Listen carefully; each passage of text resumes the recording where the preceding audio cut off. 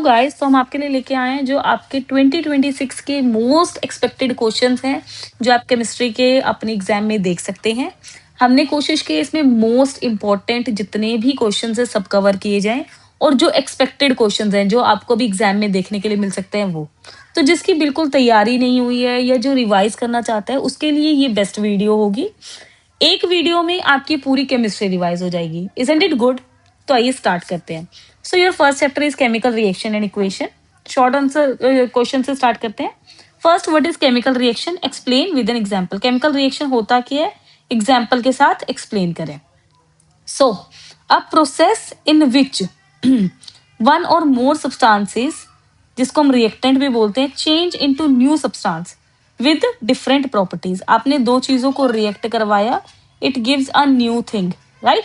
इसको हम क्या बोलते हैं? प्रोडक्ट साइड, और इसको हम बोलते हैं रिएक्टेंट साइड। इसको हम बोलते हैं केमिकल रिएक्शन। ठीक है, एग्जाम्पल आप इसका लिख सकते हो। मैग्नीशियम को ऑक्सीजन के साथ रिएक्ट करवाया तो उसने दिया magnesium oxide. Right the balanced chemical equation for. अब इनकी बैलेंस केमिकल इक्वेशन लिखनी है किसकी? Zinc and dilute sulphur hydrochloric acid की। तो ध्यान से देखना, बैलेंसिंग आपको आती होगी बट फिर भी रिवाइज हो जाएगा। जिंक क्लोराइड बनाएगा ये, देन हाइड्रोजन गैस। अब पहले काउंट करो, देखो सबसे ज्यादा नंबर वाले कौन से है, या तो क्लोरीन है या हाइड्रोजन है, तो इनको देख लो। क्लोरीन यहाँ पर 2 है, हाइड्रोजन भी 2 है, मतलब हमें क्लोरीन को 2 बनाना पड़ेगा रिएक्टेंट साइड पे, तो हम 2 से मल्टीप्लाई करेंगे, इससे हाइड्रोजन भी 2 बन गया, और शायद सिर्फ इतना सही हमें करना था। Done, easy. इसी तरह आयरन एंड स्टीम को हमने किया है। अगर आयरन है, ठीक है, उसके साथ वाटर को रिएक्ट करवाया है तो हमें मिला है iron oxide Fe3O4 plus H2, है ना। सो नाउ आपके पास सबसे ज्यादा है ऑक्सीजन। यहाँ पर ऑक्सीजन कितने हैं? 4, और यहाँ पर ऑक्सीजन कितना है? 1, तो 4 से मल्टीप्लाई करोगे। हाइड्रोजन इससे कितना बन गया? 4 इंटू 2 8। हाइड्रोजन यहाँ पर कितना था? 2, सो हम 4 से मल्टीप्लाई करें तो 8 बन जाएगा ये भी। अब यहाँ पर आयरन कितने हैं? 3, यहाँ पर कितने हैं? 1, तो 3 से मल्टीप्लाई किया, you are done, easy. Now what is corrosion? Explain rusting of iron. Corrosion क्या होता है? Corrosion is the process in which metals are slowly damaged. Metals धीरे धीरे करके डैमेज हो जाते हैं, क्यों? By the action of air, moisture और केमिकल्स। और रस्टिंग का मतलब क्या है? जब उसके ऊपर वो ऑक्सीजन के साथ रिएक्ट करके एक लेयर बन जाती है, जिसको हम बोलते हैं जंग, जंग लग जाता है, ठीक है, रस्ट बन जाता है, इसको हम बोलते हैं रस्टिंग। कंडीशन क्या चाहिए दोनों के लिए? Air and moisture. एयर होगा, मॉइस्चर होगा, तो दोनों ही खराब हो सकता है। Now explain oxidation and reduction with the example. Oxidation and reduction को एक्सप्लेन करो एग्जांपल के साथ। ऑक्साइडेशन क्या होता है? जब एक कंपाउंड में ऑक्सीजन ऐड हो जाए, ठीक है, ऑक्सीजन ऐड हो जाए। रिडक्शन क्या है? अगर ऑक्सीजन माइनस हो जाए, ऑक्सीजन ऐड हो जाए तो ऑक्साइडेशन, ऑक्सीजन माइनस हो जाए तो रिडक्शन। इसको हम सिर्फ ऑक्सीजन के बेस पे नहीं पढ़ते, हाइड्रोजन के बेस पे पढ़ते हैं। हाइड्रोजन उल्टा होता है, अगर हाइड्रोजन माइनस हो जाए तो ऑक्साइडेशन, और अगर हाइड्रोजन प्लस हो जाए तो रिडक्शन। क्लियर?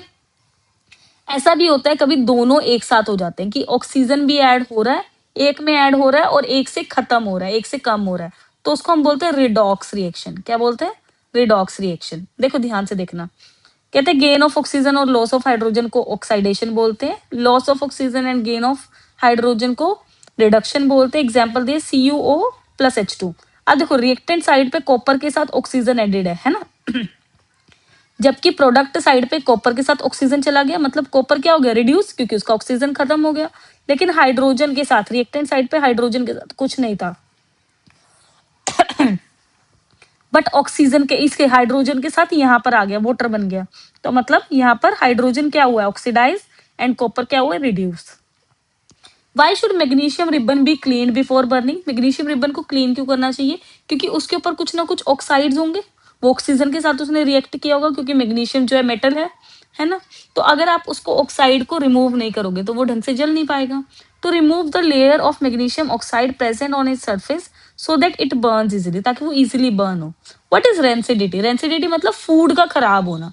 अब फूड खराब होता है तो कैसे पता चलता है हमें? या तो उसकी स्मेल चेंज हो जाती है ना, या फिर उसका टेस्ट चेंज हो जाता है, कलर चेंज हो जाता है। और वो होगा क्यों? क्योंकि वो एनवायरमेंट में किसी ना किसी चीज के साथ रिएक्ट करेगा, और एनवायरमेंट में रिएक्ट किसके साथ किया जा सकता है? एयर के साथ या फिर मॉइस्चर के साथ। So the oxidation of fat fat and oils का ऑक्सीडाइज हो जाना फूड के अंदर which causes bad smell and taste. Prevention बचा कैसे सकते हैं? सिंपल सी चीज है, एयर टाइट कंटेनर्स में रखो कि वो एनवायरमेंटल फैक्टर के साथ रिएक्ट ना कर पाए, उसमें एंटीऑक्सीडेंट्स ऐड कर दो या फिर उसको रेफ्रिजरेट करो, ठीक है, फ्रिज में रखो। नाउ टाइप्स ऑफ रिएक्शन, किस किस टाइप के रिएक्शन होते हैं हमारे पास? कॉम्बिनेशन रिएक्शन होता है जहां पर हम दो या दो से ज्यादा रिएक्टेंट को ऐड करके मिक्स करके एक प्रोडक्ट बनाते हैं, ठीक है। अ रिएक्शन इन विच 2 और more substances combine to form a single product, इसको हम क्या बोलते हैं? Combination reaction. एग्जाम्पल आप देख सकते हैं, कैल्शियम ऑक्साइड को वाटर के साथ करवाया तो कैल्शियम हाइड्रोक्साइड बन गया। डिकम्पोजिशन कॉम्बिनेशन का जस्ट उल्टा होता है, एक रिएक्टेंट जो है वो दो या दो से ज्यादा उसमें प्रोडक्ट में ब्रेक डाउन हो जाए, टूट जाए, ठीक है। A reaction in which a single compound breaks down into simpler, so this is your example. Now what is displacement reaction? Displace कर देना, मतलब इस वर्ड का इंग्लिश में मीनिंग का मतलब है एक की जगह ले लेना। जब कोई एलिमेंट दूसरे एलिमेंट की जगह ले ले कंपाउंड में, उसको हम क्या बोलते हैं? Displacement reaction. एक ऐसा reaction in which more reactive element जो है वो डिस्प्लेस कर दे लेस रिएक्टिव एलिमेंट को। ये ध्यान रखना, हमेशा वैसे भी मोर रिएक्टिव ही लेस रिएक्टिव को डिस्प्लेस करेगा। सोचो, खुद सोचो कि एक पावरफुल इंसान ही जो है वो दूसरे बंदे को चांटा लगा सकता है जो वीक है ना। हम क्या करते हैं यूजुअली, क्या होता है आपके साथ स्कूल में, क्या होता है कि कोई बहुत ज्यादा हट्टा कट्टा इंसान है, बहुत ज्यादा तगड़ा इंसान है, ठीक है, आपसे बड़ा है कोई, वो आपको उठा के दूसरी सीट पे बिठा देता है और आप कुछ कह नहीं पाते। क्यों? क्योंकि वो क्या करेगा, ऑब्वियसली वो पावरफुल है तो उसने अपना पावर लगाया और आपको उठा दिया। तो इसी तरह केमिस्ट्री में भी काम करता है, अगर ज्यादा रिएक्टिव है, ज्यादा पावरफुल एलिमेंट है तो वो क्या करेगा, दूसरे को डिस्प्लेस कर देगा क्योंकि उसके पास पावर ज्यादा है। इसका एग्जाम्पल देख लो, आयरन को कॉपर के साथ करवाया, अब आयरन ज्यादा रिएक्टिव है कॉपर से तो उसने क्या किया, कॉपर को रिमूव कर दिया। Wise respiration and exothermic reaction. Exothermic reaction होता क्या है ये ध्यान रखना है, जहां पर प्रोडक्ट के साथ साथ हीट बने, जहां पर प्रोडक्ट के साथ साथ हीट रिलीज हो उसको हम एक्सोथर्मिक रिएक्शन बोलते हैं। यहाँ पर भी क्या होता है, एनर्जी मतलब हीट रिलीज होगी, तो इसलिए इसको रेस्पिरेशन को एक्सोथर्मिक रिएक्शन बोलते हैं। What happens when copper is heated in air? Copper को एयर में हीट करोगे, ब्लैक कॉपर ऑक्साइड बनेगा क्योंकि एयर के अंदर क्या होती है, ऑक्सीजन होती है। सो कॉपर ऑक्सीजन के साथ रिएक्ट किया जिससे कॉपर ऑक्साइड बन गया। अच्छा मेरी बात ध्यान से सुनना, कभी भी ऐसे होता है ना कि वाई ऐसा क्यों है, तो मतलब आपसे क्या पूछ रहे हैं, डेफिनेशन, कि भाई डेफिनेशन दे दो, क्योंकि कोई भी चीज क्यों होगी, जो उसकी प्रॉपर्टी होगी उसको एक्सप्लेन कर दो कि ऐसा ही होता है, ऐसा ही होता है, ऐसा ही करते हैं तो इसीलिए होता है। तो अगर आपको और कुछ नहीं समझ आ रहा कि यार मैं आंसर क्या करूं, कई बार ऐसा होता है ना, हमें क्वेश्चन नहीं समझ आता, इस क्वेश्चन में आंसर क्या करें, हमें आंसर उस कंसेप्ट के बारे में तो पता है पर हमें आंसर नहीं पता। तो अगर वाई है, हाउ है, तो आप उसकी प्रॉपर्टीज के बारे में लिख दो कि भाई ऐसे होता है, तो वो कहीं ना कहीं कनेक्ट कर जाता है और उसके बाद लास्ट की लाइन के साथ उसको ज्वाइन कर दो, आपका ऑटोमेटिकली आंसर बन जाएगा, ठीक है। प्लीज ब्लैंक नहीं छोड़ के आना है, क्यों? क्योंकि आपके पास कोई नेगेटिव मार्किंग नहीं है। तो अगर लिख कर आओगे तो फिर भी चांस रहेंगे नंबर्स मिलने के, नहीं लिख कर आओगे तो कोई भी चांस नहीं होगा। और अगर प्रॉपर्टीज ही लिखाते हो ना तो कुछ ना कुछ कनेक्ट करके टीचर नंबर देते ही देते हैं। तो एटलीस्ट हर चीज की प्रॉपर्टीज याद रखनी है, हर चीज का मीनिंग याद रखना है ना। Why do silver articles turn black? Silver articles black क्यों पड़ जाते हैं? बिकॉज सिल्वर जो है वो रिएक्ट करता है सल्फर के कंपाउंड्स के साथ जो हवा में अवेलेबल है, जिससे सिल्वर सल्फाइड बनता है which is black in colour. ना बैलेंस इक्वेशंस, इन इक्वेशंस को बैलेंसिंग कर रहे हैं अगेन, जो हम डिस्कस कर चुके हैं, आई नो आप बड़े आराम से कर लोगे। वीडियो रोक के एक बारी इनको कंपाउंड्स को लिखो और इसको बैलेंस करने की ट्राई करो ना। Assertion and reason case based. Assertions meaning, इसका मतलब क्या होता है कि आपको एक स्टेटमेंट दिया है और उस वो रीजन, वो चीज क्यों हुई उसके ऊपर आपको रीजन दिया हुआ है, तो आपको देखना है क्या सबसे पहले तो स्टेटमेंट सही है और उसके बाद जो रीजन दिया क्या वो रीजन सही है। तो यस बोथ आर करेक्ट, वही ना, एक करेक्ट हो सकता है या फिर सिर्फ रीजन करेक्ट हो सकता है, अकॉर्डिंगली आपको डिसाइड करना है। Corrosion causes damage to iron article. Corrosion क्या करता है, आयरन आर्टिकल्स को खराब कर देता है। अच्छा हमने घर पे भी सुना होगा लोहा जो है जंग लगने के कारण खराब हो जाता है जी, विच इज ट्रू। रीजन क्या है, rusting take place in presence of air and moisture. Air and moisture के कारण रस्टिंग लगती है, जंग लगता है, ट्रू, दोनों चीजें सच है, right. Assertion, oxidation and reduction occur together. Oxidation और रिडक्शन हमेशा एक साथ होता है, ऑब्वियसली ये बात सच है, और इसका रीजन दिया एक सब्सटेंस लूज करेगा इलेक्ट्रॉन तो दूसरा गेन भी तो करेगा। ऑब्वियसली सी बात है, तो सिंपल सी चीज है कि एक ने लूज किया होगा तभी तो दूसरे ने गेन किया होगा। तो एक ऑक्सीडाइज हो रहा है तो दूसरा रिड्यूस भी तो होगा ही, तभी तो दूसरे को समान मिला, है ना। तो both are correct. Iron nails are dipped in copper sulphate solution. Iron nails को कॉपर सल्फेट सोल्यूशन के अंदर डिप किया जाता है। The solution turns green and copper is deposited. Solution green हो जाता है और उसके ऊपर कॉपर डिपॉजिट हो जाता है। ये क्या एक डिस्प्लेसमेंट रिएक्शन है। Food packets are flushed with nitrogen gas. Food packets को नाइट्रोजन गैस से क्यों फिल करेंगे? अच्छा, फूड के ऊपर कोई भी काम क्यों किया जाएगा? उसको बचाने के लिए, to prevent rancidity, simple. Nitrogen prevents the oxidation. और रेंसिडिटी होती क्यों है? हमने पढ़ा था ऑक्साइडेशन के कारण, तो ऑक्साइडेशन नहीं होगा। सिंपल चीज है, वही जो मीनिंग होगा वही आंसर होगा, बस उसको घुमा घुमा के आपको लिख रहे हैं। क्लियर है ये चीज? तो आइए शुरू करते हैं फिर सेकेंड चैप्टर। सो शुरू करते हैं। First question is what are acids, bases and salts? Give example. याद रखना, किसी भी डेफिनेशन में कोई एक या दो चीजें होती है मेन जो आपको लिखनी होती है, जो एग्जामिनर ढूंढ रहा होता है। तो एसिड्स क्या होते हैं? Which produce H positive ions. You have to include this word in your definition and this is done. So जो H पॉजिटिव आयंस को प्रोड्यूस करें उन सब्सटेंसेस को हम एसिड बोलते हैं। This are your example, for example HCl, hydrochloric acid. Bases, bases वो substance होते हैं जो OH नेगेटिव आयंस को प्रोड्यूस करते हैं एक्वस सॉल्यूशन में, for example NaOH and KOH। Salts are formed when acids react with base. अगर आप एसिड और बेस को आपस में रिएक्ट करवाएंगे देन आपके पास जो निकल के आता है दैट विल बी सोल्ट। ठीक है, एग्जांपल इसके NaCl and K2SO4। Now second question, why do acid show acidic behaviour only in aqueous solution? अब हम ऊपर जब रीड कर रहे थे तो वहां पर लिखा था इन एक्वस सॉल्यूशन। सिर्फ एक्वस सॉल्यूशन में ही क्यों वो अपना एसिडिक बिहेवियर शो करता है? Acids produce H positive ions only when dissolved in water. Dry HCl gas does not ionize, so it does not show acidic behavior without water. Same चीज की वही वो वाटर के साथ रिएक्ट करता है तभी वो H पॉजिटिव आयंस को रिलीज करता है, प्रोड्यूस करता है। ठीक है, अगर वो वहां पर वाटर होगा ही नहीं अवेलेबल तो वो नहीं करेगा प्रोड्यूस। ठीक है, तो सिंपल सी चीज है। Explain the chemical properties of acids with example. अब एसिड की केमिकल प्रॉपर्टीज क्या है? Chemical, make sure, not physical properties. Okay, तो आप वो नहीं लिख के आएंगे कि एसिड जो होता है सार इन होता है इन टेस्ट, है ना, तो वो सब कुछ नहीं लिखना है। केमिकल प्रॉपर्टीज क्या है? एसिड को अगर आप मेटल के साथ रिएक्ट करवाते हैं it gives salt plus hydrogen. You can give one example, like zinc को हाइड्रोक्लोरिक एसिड के साथ रिएक्ट करवाया है तो it will give zinc chloride which is salt and H2। अगर 2 की फॉर्म में होता है तो वो गैस होती है ना, तो हाइड्रोजन गैस। एसिड को अगर मेटल कार्बोनेट के साथ रिएक्ट करवाएंगे तो सोल्ट होगा, कार्बन डाइऑक्साइड होगा एंड वाटर होगा। सो जब आपने Na2CO3 which is acid metal carbonate, उसको अगर आपने एसिड के साथ रिएक्ट करवाया तो आपको मिल गया salt, this is your carbon dioxide gas and H2O water. Acid को बेस के साथ रिएक्ट करवाएंगे, हमने ऊपर भी पढ़ा क्या मिलता है हमें, सॉल्ट प्लस वाटर। एसिड को बेस के साथ रिएक्ट करवाया, ये रहा सॉल्ट और ये वाटर। ठीक है, तो आप एग्जांपल्स के साथ याद कर सकते हैं। Next, what is pH scale and why is it important? Very important question, 3 या 4 नंबर में कई बार देखने को मिल जाता है। पीएच स्केल क्या होता है?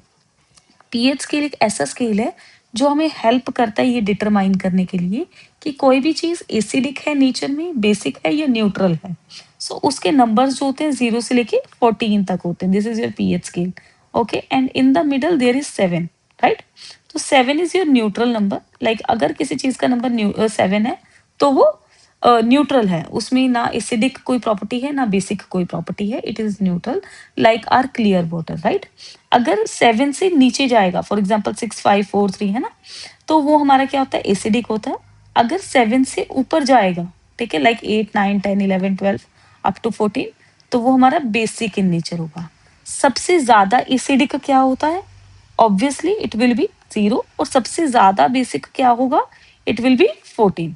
ठीक है, तो ये क्वेश्चन भी आपको देखने को मिल जाता है, केस बेस में आ जाता है, ये किसी भी तरह से आ जाता है कि आपको कोई पीएच स्केल बना के दे दिया या आपको बता दिया that it shows pH value 7 और 5 और 3, what type of nature it is. तो आपको याद रखना है 7 से नीचे एसिडिक एंड 7 से अबव बेसिक। क्लियर? यहीं पर आपको ये भी दिया हुआ कि 7 से नीचे है तो acidic, equal and neutral and more है तो बेस। अब इसका इंपॉर्टेंस क्या है? हमारी डेली लाइफ के कुछ सारे काम जो है एसिडिक प्रॉपर्टीज को चेक करके होते हैं कि उसका पीएच स्केल क्या है। लाइक फॉर एग्जांपल हमारे जो टूथ है, हमारे जो दांत हैं, है ना, वो स्टार्ट हो जाते हैं डिके होने, वो सड़ने शुरू हो जाते हैं अगर उसका पीएच जो है 5.5 से भी नीचे चला जाता है, ठीक है? तो मतलब हमारा माउथ एसिडिक रहने लगा और एसिड्स क्या करता है? चीज़ों को जल्दी सड़ा देता है। सॉइल का पीएच जो होता है वो अफ़ेक्ट करता है क्रॉप को, है ना? अगर सॉइल का पीएच बहुत ज़्यादा मतलब एसिडिक साइड पे चला जाएगा, तो क्रॉप ग्रो नहीं हो पाएगी, है ना? उधर बैक्टीरियाज़ जो हैं वो किल होने स्टार्ट हो जाएँगे। PH of water affects aquatic life. अगर आपने वो हमारी 7th-8th क्लास में भी रीड किया होगा कि अगर कोई भी इंडस्ट्री किसी भी तरह का वेस्ट डिस्पोज़ल करती है इन द वाटर, उससे पहले उसको ट्रीट करना पड़ता है, उसको न्यूट्रल बनाना पड़ता है अगर वो एसिड या बेसिक कैटेगरी में है तो। क्यों? क्योंकि अगर एसिडिक चीज़ को या बहुत ज़्यादा बेसिक एसिडिक चीज़ को आप पानी के अंदर डालेंगे तो वो उसका पीएच को खराब करेगा और वहाँ के जो एनिमल्स होंगे, प्लांट्स होंगे, they will not be able to survive because वहाँ का पीएच लेवल खराब हो गया है ना, तो उनको वो हार्म करेगा। तो इसीलिए पीएच हर जगह काम आता है, ठीक है?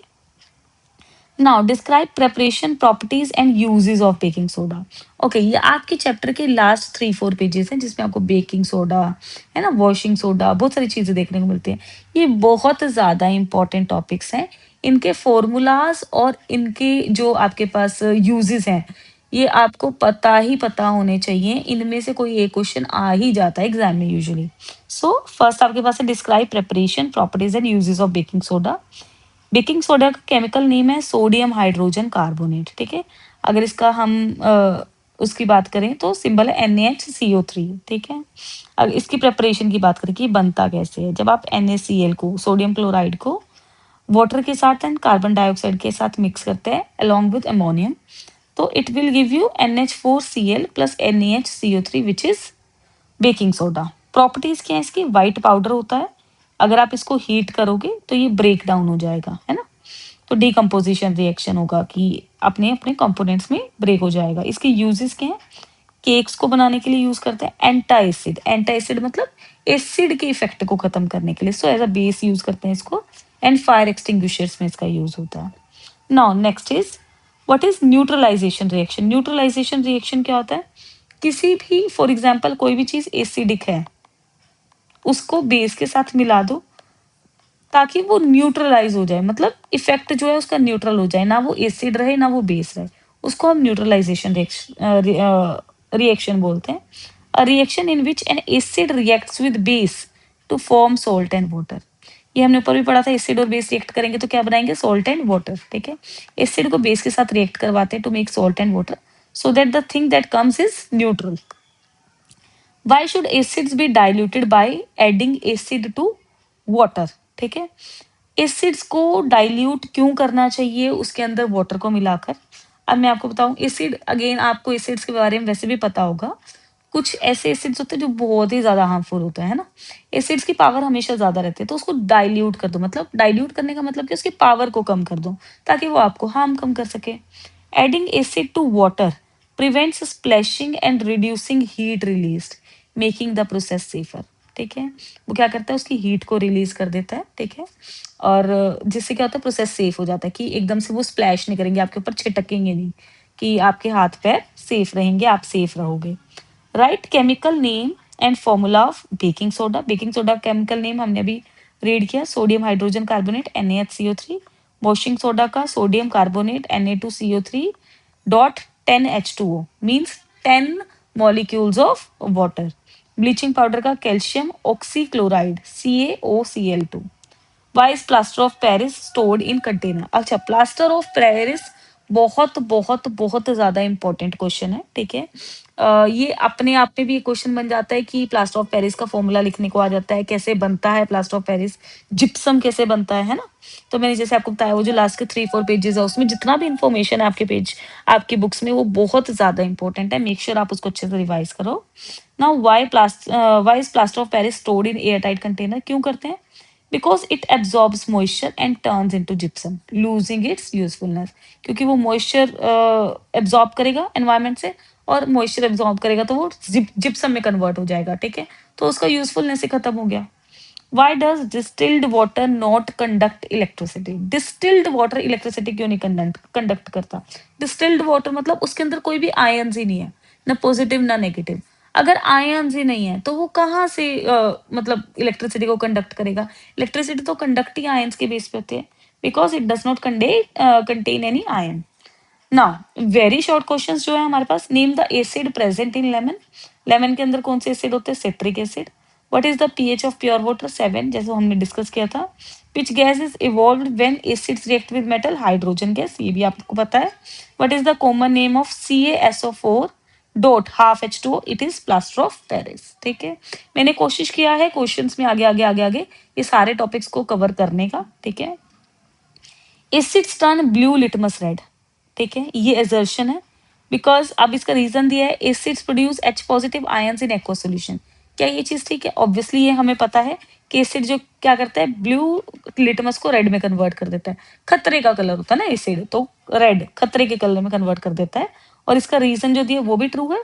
So assertion and reason are true, reason is the correct explanation, है ना। आपको पता होगा असर्शन एंड रीजन हम कैसे सॉल्व करते हैं। असर्शन मींस आपको एक कमेंट दिया हुआ है कि क्या ये चीज ठीक है या नहीं, पहले आप वो डिसाइड करते हो, उसके बाद वो क्यों होता है उसका एक्सप्लेनेशन दिया होता है, रीजन दिया होता है। तो आप पहले देखते हैं क्या वो जो स्टेटमेंट दिया वो सही है या नहीं, उसके बाद देखते हैं क्या वो जो स्टेटमेंट है उसका करेक्ट एक्सप्लेनेशन, रीजन हमें रीजन में दिया हुआ है, अगर वो दिया हुआ है तो हम दोनों को ट्रू बोल देते हैं, अदरवाइज एक है तो एक को, नहीं तो किसी को भी नहीं। Washing soda is used in glass industry, because it lowers the melting point of silica. Is it true? Yes, both assertion and reasons are true, and reason is the correct explanation. Washing soda को use ही ऐसे किया जाता है। A student tested solution A, B and C using pH paper। ठीक है, एक student ने इन 3 solutions को टेस्ट किया पीएच पेपर। आपको याद है ना, मैंने आपको पीएच स्केल अभी भी पढ़ाया था। ठीक है, तो उसके पास ना 3 सॉल्यूशंस निकल के आए हैं, 3 उसने वो निकाले हैं।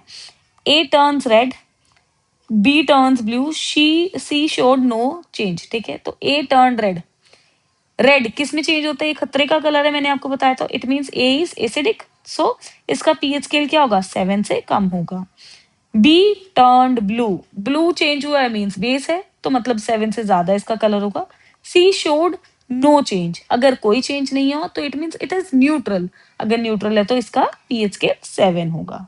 ठीक है ना, most expected questions of CBSE 2026, ये आपके एग्जाम्स में देखने के लिए मिल सकते हैं आपको। So explain the importance of pH in everyday life. हमारी रोजमर्रा की जिंदगी में पीएच इतना इंपॉर्टेंट क्यों है? ठीक है, तो जैसे कि हमने एक तो टूथ डीके वाला पढ़ा था, सॉइल वाला पढ़ा था, ठीक है, वाटर बॉडीज वाला पढ़ा था, उसके अलावा एक स्टमक वाला आप ऐड कर सकते हैं। एक्सेस एसिड कॉजेज इंडाइजेशन, अगर बहुत ज्यादा एसिड हो, आपने 5th चैप्टर में पढ़ा होगा कि हमारे जो स्टमक है उसमें भी एसिड होता है, हाइड्रोक्लोरिक एसिड होता है। ऑलरेडी एसिड हमारे बॉडी ने प्रोड्यूस करना है टू डाइजेस्ट द फूड, और अगर उसकी जगह पर और भी ज्यादा एसिड आपने पीछे से भी खाया, ठीक है, तो वो बहुत ज्यादा एसिड हो जाएगा, जिससे इनडाइजेशन हो जाता है। उस केस में बहुत जरूरी है हम एंटा एसिड लें, मतलब बेस लें न्यूट्रलाइज करने के लिए। ठीक है, सेकेंड पीएच ऑफ सॉइल, ठीक है, affects crop yield treated using quick lime. अगर बहुत ज्यादा बेस है, बहुत ज्यादा एसिड है, तो वो अकॉर्डिंगली हम क्या करते हैं, उसको एडजस्ट करते हैं। ठीक है, pH of water bodies, sudden change can kill the aquatic life. ठीक है, अगर एकदम से बहुत ज्यादा एसिडिक हो गया या बेसिक हो गया पूरे वाटर, ठीक है, तो बहुत मुश्किल हो जाएगा वहां के लाइवली एनिमल्स को एंड प्लांट्स को सरवाइव करना। तो वो क्या करता है, उनको किल कर सकता है, उनको हार्म कर सकता है, इसीलिए उसको मेंटेन करना पड़ता है। पीएच ऑफ टूथ डिके, अगर 5.5 से कम का आपकी माउथ के अंदर पीएच लेवल है, तो वो आपका क्या करेगा, आपके टीथ को डिके करना शुरू कर देगा, मतलब आपके दांतों को सड़ाना शुरू कर देगा। ठीक है, इसके लिए हम क्या करते हैं, saliva and toothpaste neutralise acid. हमारी बॉडी सलाइवा प्रोड्यूस करती है जिससे एसिड खत्म होता है, या फिर हम टूथपेस्ट भी यूज करते हैं उसको क्लीन करने के लिए। ठीक है, describe preparation properties and uses of washing soda. हम बेकिंग सोडा के बारे में पढ़ चुके हैं। Now there is a question of washing soda. Chemical name इसका होता है सोडियम कार्बोनेट, ये है इसका केमिकल फॉर्मूला। ठीक है, प्रेपरेशन कैसे होता है, Na2CO3 को 10H2O के साथ मिलाएंगे तो Na2CO3 डॉट 10H2O आपको मिल जाएगा। इसकी प्रॉपर्टीज क्या, कैसा होता है, ये व्हाइट क्रिस्टलाइन सॉलिड है। ये क्या करता है, turns into sodium carbonate on heating. अगर इसको हीट किया जाए तो सोडियम कार्बोनेट में कन्वर्ट हो जाता है। इसके यूजेस क्या है, क्लीनिंग एजेंट है, ग्लास सोप है एंड पेपर इंडस्ट्रीज में यूज होता है। सॉफ्टनिंग हार्ड वाटर, जो हार्ड वाटर होता है उसको सॉफ्टन करने के लिए, मतलब उसके पीएच को मेंटेन करने के लिए भी यूज करते हैं। हाई प्रोबेबिलिटी क्वेश्चंस, मतलब ये भी आपको देखने के लिए मिल सकते हैं आपके एग्जाम में। Why does an aqueous solution of acid conduct electricity? ठीक है, एसिड का एक्वा सॉल्यूशन इलेक्ट्रिसिटी क्यों कंडक्ट करता है? क्योंकि मैंने आपको बताया था इलेक्ट्रिसिटी कब कंडक्ट होती है, जब उसमें आयन्स हो, है ना। और हमने पढ़ा था कि एसिड जो है वाटर के अंदर एक्वा सॉल्यूशन के अंदर क्या करता है, H पॉजिटिव आयंस को प्रोड्यूस करता है, जिसके कारण इलेक्ट्रिसिटी कंडक्ट होगी। तो अगर आपको एक बेसिक वो याद है ना रीजन, वही कोई भी क्वेश्चन आए घूम घुमा के आंसर वही आता है जो उसकी प्रॉपर्टी है। तो आपको हर चीज की प्रॉपर्टीज बस अच्छे से पता होनी चाहिए। What happens when zinc react with dilute HCl? Zinc को डाइल्यूट HCl के साथ, मतलब डाइल्यूट मतलब जिसकी पावर कम है, उसके साथ रिएक्ट करवाएं तो क्या बनेगा? Zinc chloride plus hydrogen gas. Sodium carbonate को हाइड्रोक्लोरिक एसिड के साथ करवाएं तो it will give you sodium chloride plus water plus carbon dioxide. Why is baking soda used in baking cakes? Baking soda क्यों केक्स बनाने के लिए use होता है? अच्छा, केक की प्रॉपर्टी क्या होती है? वो फ्लफी होता है, सॉफ्ट होता है ना।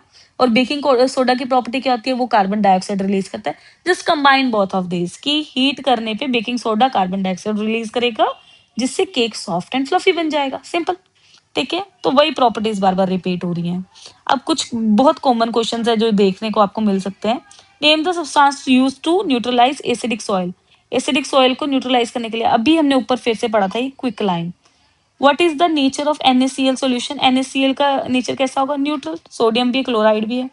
विच acid is present in curd? Curd के अंदर कौन सा एसिड होता है? Lactic acid. ये तो हमें कब से हम पढ़ते आ रहे हैं, बचपन से।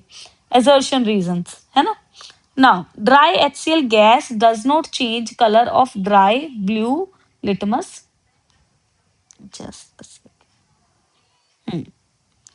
Dry blue litmus. HCl shows acidic behavior only in aqua solution। क्या ये चीज ठीक है? ऑब्वियसली ये चीज ठीक है। हमें याद है ना कि कोई भी हाइड्रोक्लोरिक एसिड, अब ये हाइड्रोक्लोरिक क्या है? एसिड है। एसिड अपने आयंस कब प्रोड्यूस करता है? जब वो एक्वा सॉल्यूशन में होता है। क्या वो ड्राई में करता है? नहीं करता। तो क्या वो ड्राई ब्लू लिटमस का पेपर कलर चेंज कर पाएगा? कर ही नहीं पाएगा, क्योंकि वो अपना एसिडिक बिहेवियर ही नहीं शो कर पाएगा। ठीक है, और उसका रीजन उसने क्या दिया? क्योंकि वो एक्वा सॉल्यूशन में करता है। बिल्कुल ठीक है दोनों चीजें, राइट। तो इनको समझने की कोशिश करनी है। Tooth decay occurs faster in acidic medium. Acidic medium में टूथ डिके जल्दी होता है। क्या ये चीज सच है? यस, सच है। Acidic reacts with calcium phosphate of enamel. अब हमारे दांत किससे बने हैं? मम्मी क्या बोलते हैं? दूध पियो, दांत मजबूत होंगे, कैल्शियम मिलेगा, है ना। तो कैल्शियम के साथ वो रिएक्ट करता है इनेमल के लिए, विच is true again. Case based question, a student tested solution using pH paper. Again same सा ही क्वेश्चन है जो हमने पहले किए। पीएच 2 है तो मतलब एसिडिक है, 7 है तो मतलब न्यूट्रल है, 10 है तो बेसिक है। एसिड, बेसिक एंड ये हो गया। विच सॉल्यूशन इज मोस्ट एसिडिक? सबसे ज्यादा एसिडिक कौन सा होगा? ये तो एसिडिक है ही नहीं ना, तो ये एसिडिक है, तो ये ही एसिडिक है, तो A. Which solution has highest OH negative concentration? OH negative concentration किसमें होता है? बेसिक में। और इसमें बेसिक कौन सा है? 10th part. सो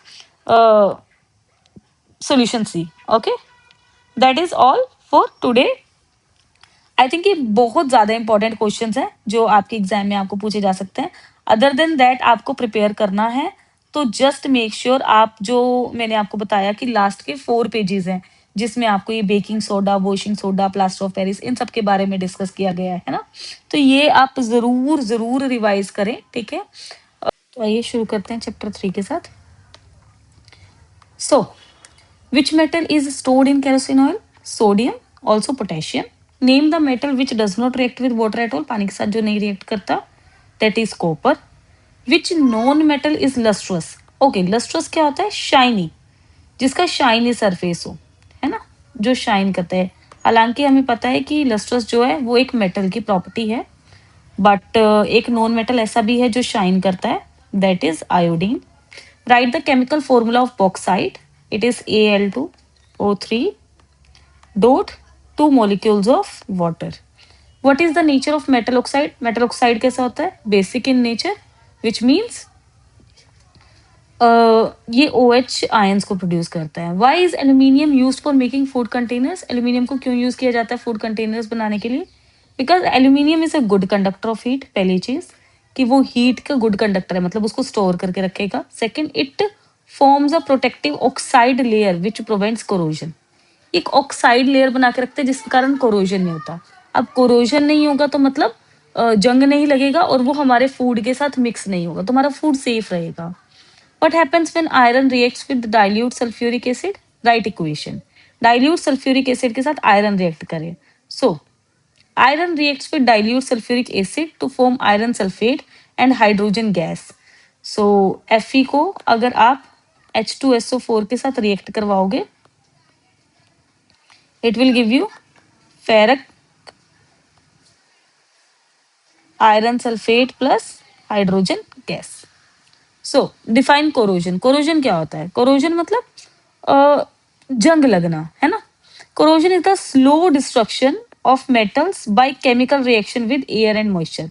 जब एयर एंड मॉइस्चर जो है मेटल के साथ रिएक्ट करता है तो उससे जंग लगना स्टार्ट हो जाता है, हमारा लोहा खराब होना शुरू हो जाता है। तो इसका एक एग्जांपल है रस्टिंग ऑफ आयरन, कि लोहे पे जंग लगना, right.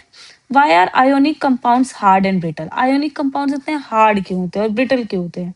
Ionic compounds are hard due to strong electrostatic force, क्योंकि इलेक्ट्रोस्टैटिक फोर्स बहुत ज्यादा तेज होता है between ions, and brittle because shifting of layers causes repulsion. ठीक है, ये जो बार बार लेयर्स शिफ्ट करती है उसके कारण क्या होता है? रिपल्शन हो जाता है, आपस में रिपल्स करना मतलब एक दूसरे को दूर करना, है ना। Right three physical properties of metal. Physical properties मतलब वो फिजिकली कैसा दिखता है। सबसे पहला मेलिएबल होता है। मेलिएबल का मतलब आप समझ सकते होगे कि हम इसको थिन शीट में कन्वर्ट कर सकते हैं, है ना। थिन शीट्स बना सकते हैं उसको बार बार मार के, मेटल्स की थिन शीट्स निकलती है। Metals are ductile. डक्टाइल मतलब हम इसको वायर की फॉर्म में कन्वर्ट कर सकते हैं। Metals are good conductor of heat and electricity. ये तो ओनली 3 प्रॉपर्टी है। इसके अलावा एक ये होती है कि मेटल्स जो होते हैं वो लस्ट्रस होता है। लस्ट्रस मतलब उसका शाइनी सरफेस होता है। उसका जो साउंड होता है वो सोनोरस होता है। सोनोरस मतलब रिंगिंग साउंड होता है। तो आप फोर्थ प्रॉपर्टी क्या लिख सकते हैं? Metals are lustrous and fifth they are sonorous. Sonorous मतलब उनका रिंगिंग साउंड होता है। Explain the reactivity series of metal. Metal का रिएक्टिविटी सीरीज को एक्सप्लेन करो। रिएक्टिविटी सीरीज है क्या? ये एक लिस्ट होती है मेटल्स की, ठीक है, जिसमें जो सबसे ज्यादा रिएक्टिव होता है वो हम सबसे ऊपर लिखते हैं और सबसे वीक जो रिएक्टिव होता है उसको सबसे नीचे लिखते हैं। So, a reactivity series is a list of metals arranged in decreasing order of their reactivity. It helps in predicting displacement reaction and extraction of metals. Remember मैंने आपको भी डिस्प्लेसमेंट के बारे में बताया था कि जो भी मेटल जो हैं वो बहुत ज्यादा रिएक्टिव होते हैं, पावरफुल होते हैं, है ना, वो हमेशा दूसरे की प्लेस ले लेते हैं। ठीक है, तो अगर हम रिएक्टिविटी सीरीज की बात करें तो सबसे ऊपर हमारे पास होता है पोटेशियम विच इज के, है ना। उसके बाद आता है sodium, then calcium, then magnesium. ठीक है, ऐसे चलते चलते लास्ट तक हमारे पास आता है AU which is gold. Okay, so potassium सबसे ज्यादा रिएक्टिव है, मैग्नीशियम उससे कम है ना, ऐसे ऐसे कम चलते हैं। अभी ध्यान रखना, अगर मान लो मैग्नीशियम और सोडियम को हम एक साथ रिएक्ट करवा रहे हैं तो सोडियम क्या करेगा? मैग्नीशियम को डिस्प्लेस कर देगा, बिकॉज सोडियम जो है ज्यादा पावरफुल है, ज्यादा रिएक्टिव है। Now what happens when zinc reacts with copper sulphate. Zinc को अगर कॉपर सल्फेट के साथ रिएक्ट करवाएंगे तो क्या बनेगा? Zinc displaces copper forming zinc sulphate. Zinc क्या करेगा? कॉपर को डिस्प्लेस कर देगा, क्योंकि जिंक जो होता है वो रिएक्टिविटी सीरीज में कॉपर से पहले आता है। तो जब इन दोनों को करवाया तो जिंक सल्फेट बन गया, कॉपर अलग रह गया। यहाँ पर क्या हुआ? डिस्प्लेसमेंट रिएक्शन हुआ है। क्या हुआ है? Displacement reaction. क्लियर है ये चीज? रिमेंबर आपको ना रिएक्टिविटी सीरीज थोड़ा पता होना चाहिए, बिकॉज कोई भी रिएक्शन आता है तो आप बना नहीं पाओगे अगर आपको ये नहीं पता कि कौन किसको डिस्प्लेस करेगा। और वो कैसे पता चलेगा? रिएक्टिविटी सीरीज से। Iron reacts with steam. अगर आयरन को स्टीम के साथ, स्टीम मतलब वाटर, है ना, वाटर के साथ रिएक्ट करवा रहे हैं तो क्या बनेगा? Iron oxide and hydrogen gas.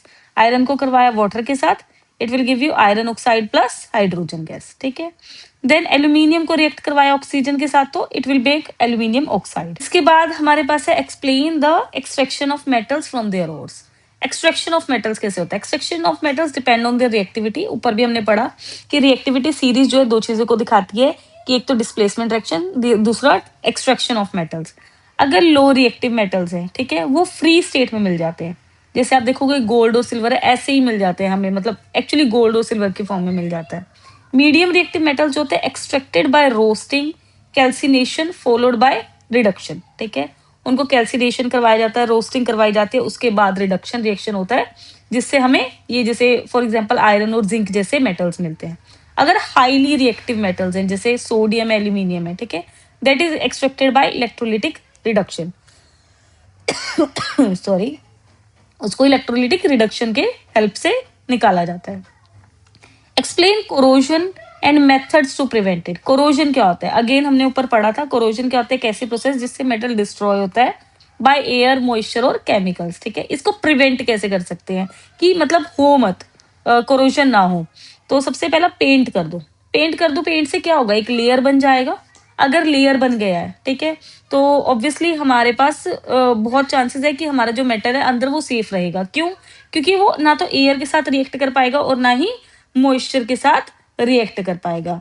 अच्छा, अब इसके बाद सेकंड हमारे पास आता है गैल्वेनाइजेशन। गैल्वेनाइजेशन होता क्या है, ये एक ऐसी प्रोसेस है जिससे हम जिंक की एक लेयर को कोट कर देते हैं, ठीक है। जिंक की लेयर को कोट कर देते हैं किसके ऊपर, किसी भी मेटल के ऊपर, ताकि कभी भी रस्टिंग ना हो। अगर खराब होगा तो जिंक ऑक्साइड बनाएगा, तो वो जिंक ऑक्साइड जो है वो बाद में निकल सकता है, आपका अंदर मेटल तो सेफ है ना। Then oiling and greasing which is again, जैसे जिंक का हमने एक लेयर बना दिया, वैसे ऑयल का एक लेयर बना दिया। देन आप कर सकते हो एलॉइंग, ठीक है। एलॉइंग का मतलब क्या है कि हम मेटल्स के अंदर ना कुछ नॉन मेटल्स को मिला देते हैं, ठीक है। जैसे फॉर एग्जाम्पल आपके पास है, हमारे पास वो मिलता है स्टेनलेस स्टील बनता है ना। स्टेनलेस स्टील कैसे बनता है, जब आप आयरन के अंदर कोई अदर मेटल्स को, नॉन मेटल्स को उसके साथ वो कर दो, मिक्स कर दो, है ना। तो उससे हम क्या कर सकते हैं, प्रिवेंट कर सकते हैं किसको, कोरोजन को। ये क्वेश्चन इंपॉर्टेंट है, ये यूजुअली पूछ लेते हैं। Then describe electrolytic refining of copper. Electrolytic refining कैसे होती है कॉपर की, हमने ऊपर पढ़ा कि ये देखो, यहाँ पर हमने पढ़ा था कुछ जो बहुत ज्यादा वो होते हैं, रिएक्टिव मेटल्स होते हैं, उसको इलेक्ट्रोलिटिक रिफाइनिंग के कारण निकाल सकते हैं हम। तो वो करते कैसे, इम्प्योर कॉपर इज एनोड, वो नेगेटिव वो है, प्योर कॉपर जो है कैथोड है, ठीक है। Copper sulphate solution is electrolyte, ठीक है। Pure copper gets deposited on cathode. जब आप क्या करोगे, इम्प्योर कॉपर जो कि एक एनोड है, ठीक है, और प्योर कॉपर के कैथोड है, जब कॉपर सल्फेट सॉल्यूशन को डालोगे, इलेक्ट्रोलाइट करोगे, उसमें इलेक्ट्रिसिटी को पास करोगे, तो प्योर कॉपर जो होगा वो डिपॉजिट हो जाएगा किसके ऊपर, कैथोड के ऊपर। Right properties of ionic compounds. Ionic compounds की प्रॉपर्टी क्या आती है, वो हार्ड होते हैं, ब्रिटल होते हैं, high melting and boiling point होता है उनका, सोल्यूबल होते हैं वाटर में, and conduct electricity in molten और एक्वस स्टेट। इलेक्ट्रिसिटी कंडक्ट कर सकते हैं, लेकिन किस स्टेट में, मोल्टन लावा की फॉर्म में या एक्वस की फॉर्म में, ठीक है। ये आपके सिर्फ ये इंपॉर्टेंट क्वेश्चंस थे जो इस चैप्टर में से यूजुअली पूछे जा सकते हैं। तो कोशिश करना आप मिनिमम इन क्वेश्चंस को तो प्रिपेयर करके ही जाएं। I think that's will be enough for your board exams, जो भी इंपॉर्टेंट टॉपिक है, क्योंकि इसमें हमने कोशिश किया हम सब कुछ कवर कर लें। तो अब शुरू करते हैं चैप्टर 4 को। What is homologous series. Homologous series क्या होती है, homologous series is a group of organic compounds having the same functional group and similar chemical properties। ऐसे कंपाउंड जिनका फंक्शनल ग्रुप सेम हो एंड केमिकल प्रॉपर्टीज कुछ कुछ similar हो। Name the functional group present in ethanol. Ethanol पीछे all है, मतलब क्या होगा यहाँ पे, एल्कोहल। हमने नेमिंग नोमेनक्लेचर पढ़ा ही होगा, है ना, वहां पर हमें नेमिंग करना सिखाते हैं। तो जिसके पीछे जिसमें एल्कोहल का फंक्शनल ग्रुप होता है, तो इसके पीछे हम क्या लगाते हैं, ऑल, ठीक है। So alcohol is present in it, जिसका सिंबल क्या है, OH।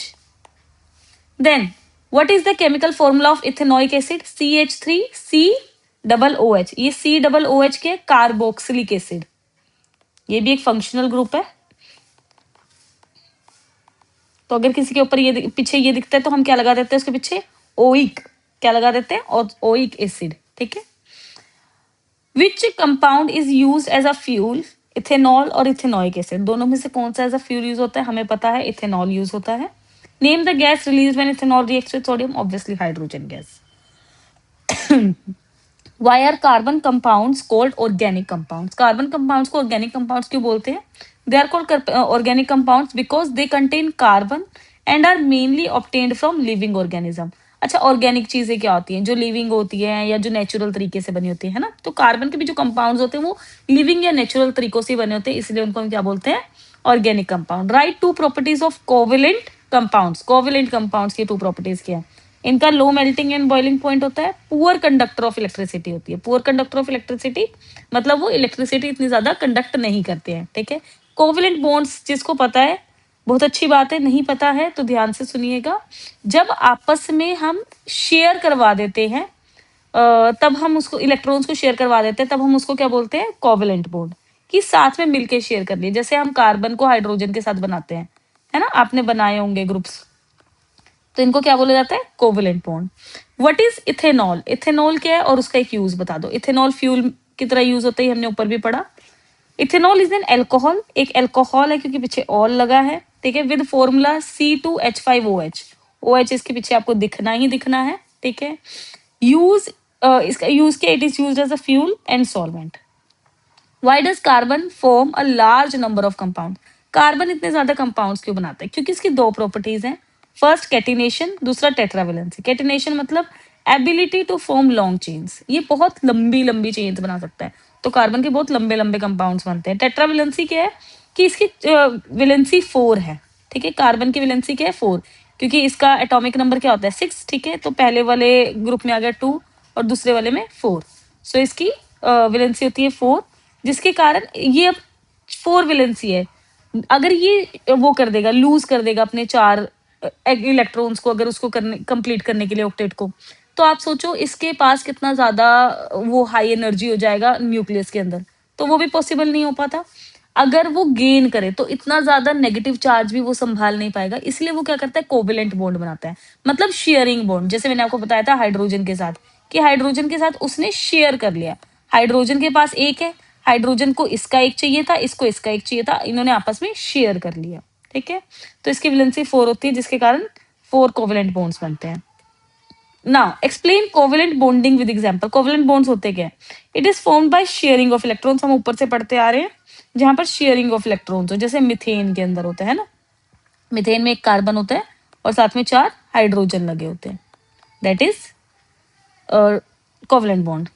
Carbon shares electrons with 4 hydrogen atoms, ठीक है, which is methane. Right 3 differences between ethanol and ethanoic acid. Ethanol और इथेनोइक एसिड में 4 डिफरेंस बता दो, चलो, ठीक है। केमिकल फॉर्मूला क्या है इसका? C2H5OH। C2H5OH। अच्छा, इथेनॉल ऑल है, मतलब एल्कोहल होगा जिसका OH कंपाउंड होता है, वो तो पीछे दिखेगा ही दिखेगा, ये ध्यान रखना है आपने, ठीक है। इसके बाद इथेनोइक एसिड का CH3, मैंने आपको बताया था अगर पीछे ओइक है मतलब वो कार्बोक्सिलिक एसिड के फंक्शनल ग्रुप से है, और उसके पीछे आपको कौन सा वो दिखेगा? COOH, ये फॉर्मूला दिखेगा ही दिखेगा। फंक्शनल ग्रुप इसका अल्कोहल है, इसका कार्बोक्सिलिक एसिड। ओडर मतलब इसकी स्मेल कैसी होती है? प्लेजेंट स्पिरिचुअस स्मेल, मतलब अच्छी स्मेल है। पंजेंट स्मेल लाइक विनेगर, मतलब जो बहुत ज्यादा एकदम से चढ़ती है ना, उसको स्मेल बोलते हैं पंजेंट स्मेल, विनेगर की जैसी स्मेल होती है। इसका नेचर कैसा है? न्यूट्रल। और इसका नेचर कैसा है? एसिडिक, ये एसिडिक होता है। So what happens when ethanol reacts with a, first is sodium and then concentrated sulphuric acid. अगर सोडियम के साथ हम इसको इथेनॉल को रिएक्ट करवाएंगे तो वो क्या करेगा? देखो, ये रहा आपके पास हमारा इथेनॉल C2H5OH, हमने ऊपर भी पढ़ा, इसको आपने सोडियम के साथ रिएक्ट करवाया, ये आपको क्या देगा? इसको हम बोलते हैं सोडियम इथोक्साइड। सोडियम इथोक्साइड, ठीक है, साथ में हाइड्रोजन गैस, H2 है तो हाइड्रोजन गैस। सेकेंड, अगर कंसंट्रेटेड सल्फ्यूरिक एसिड के साथ कराएगा, ethene gas is formed through a dehydration reaction, ethene gas बनती है। Explain the properties of carbon which lead to formation of large number of compounds, ठीक है। कार्बन की ऐसी कौन सी प्रॉपर्टी है जिसके कारण उसके इतने ज्यादा कंपाउंड्स बनते हैं? हम जस्ट अभी पीछे पढ़ के हटे, कैटिनेशन, है ना। The unique ability of carbon to form long chains, branched chains, ring chains by bonding with other carbon atoms. वो लॉन्ग लॉन्ग चेन्स बनवाता है ऐसे वाली, ठीक है, या फिर ब्रांच्ड चेन्स बनवा लेता है, मतलब ऐसे आगे आगे जो चेन्स बनती है, या रिंग की फॉर्म में चेन बनती है ना, जिसको हम साइक्लिक बोलते हैं। या टेट्रावेलेंसी है इसकी, मतलब 4 इसकी वैलेंसी, जिसको हमने अभी पीछे रीड किया, ठीक है, तो उसके कारण उसके बहुत ज्यादा कंपाउंड्स बनते हैं। Describe the preparation and properties of ethanol. Ethanol की प्रेपरेशन कैसे होती है, प्रॉपर्टीज ऊपर भी हम पढ़ चुके हैं। प्रेपरेशन होती है obtained by the fermentation of sugar. Properties हम पढ़ी है, कलरलेस है, liquid at room temperature, highly soluble in water, highly flammable मतलब बहुत जल्दी जलता है, ठीक है, burns with a clean blue flame. Explain cleaning action of soap. Soap का क्लीनिंग एक्शन कैसे होता है। हाइड्रोफोबिक टेल होती है उसकी, a long hydrocarbon chain that is oil loving that attracts to dirt और ग्रीस, ठीक है। उसकी जो चेन होती है बेसिकली ऑयल लविंग कहने का मतलब क्या है कि जैसे उसको डर्ट दिखता है वो उसके साथ चिपक जाती है और उसको खींच लेती है।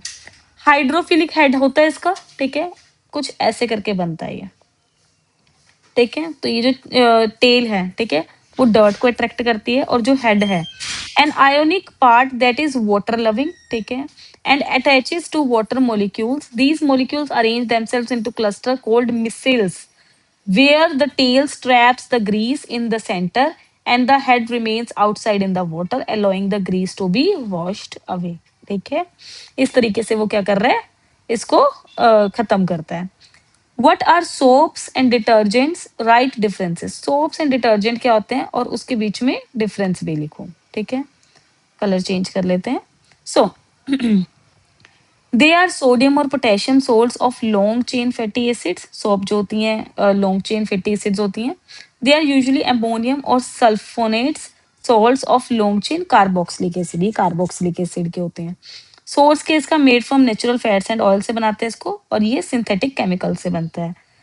ये अगर इसको हार्ड वाटर में रिएक्ट करवाएं सोप को, वो इफेक्टिव नहीं होता, ठीक है, मतलब इतना ज्यादा काम नहीं करता, वो जस्ट कम की फॉर्म में बन जाता है। ये हाईली इफेक्टिव है, चाहे आप इसको हार्ड वाटर में करवाओ चाहे सॉफ्ट में, ये क्लीन करेगा ही करेगा। Biodegradability, most soaps are biodegradable क्योंकि वो नेचुरल उससे बने हुए हैं, ठीक है, और कोई भी वो नहीं होता पोल्यूशन। बट ये सम तो बायोडिग्रेडेबल होते हैं, कुछ नॉन बायोडिग्रेडेबल भी होते हैं क्योंकि सिंथेटिक चीजों से बने हैं, है ना। क्लिनजिंग पावर रिलेटिवली वीक, क्योंकि हमने अभी ऊपर भी पढ़ा अगर हार्ड वाटर आ जाए तो उसमें काम नहीं करता, है ना। बट इसकी पावर क्लिनजिंग कैसी होगी, बहुत ज्यादा स्ट्रॉन्ग, इसीलिए हम क्या करते हैं डिटर्जेंट्स को यूज करते हैं अपने क्लोथ्स वगैरह को वॉश करने के लिए, क्योंकि वो ज्यादा गंदे होते हैं, है ना। Now last assertion based question है आपके पास। Ethanol is a good fuel, reason it burns completely without producing smoke.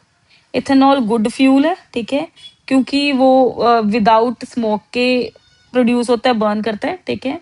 Obviously ये दोनों बातें सच हैं, इसीलिए ही इथेनॉल को आजकल हम एज अ फ्यूल यूज कर भी रहे हैं, क्योंकि वो गुड फ्यूल है, उससे कोई पोल्यूशन नहीं प्रोड्यूस हो रहा, so it is good for environment. That is all. I think this is enough for your exams. इसमें मैक्सिमम चीजें हमने कवर कर ली हैं, तो अगर आप इन क्वेश्चंस को भी प्रिपेयर करोगे तो घुमा फिरा के इनके आसपास ही क्वेश्चंस आएंगे जिसको आप आंसर कर सकते हो।